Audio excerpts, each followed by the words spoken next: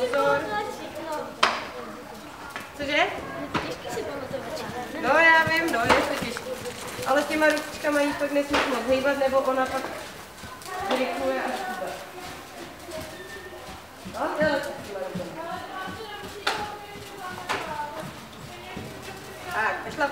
šlapu. Teď si uděláme velký kruh. Máme tam na to akorát místo.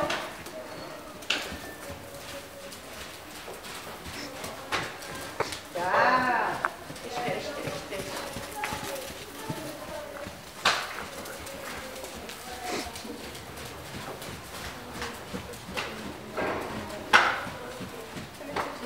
Pomalu, v klidu, tak si to užívej.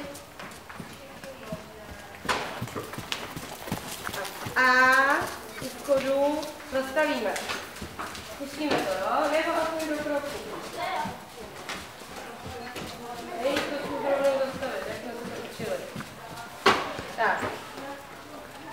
No perfekt. Tak. A zkusíme rozplusat rovnou. Šup, a už jí tam tlač. Řekni.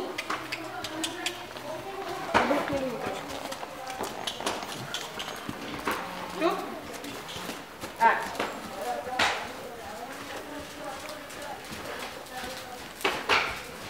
Ručičky si zase uklidníme. Super.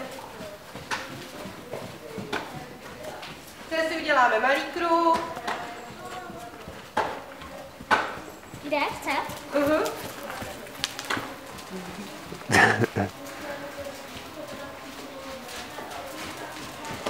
Tak, ona už by chtěla přesto.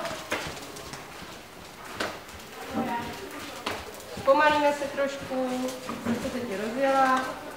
Tak. No, tak, ale pobízej. Tak, super.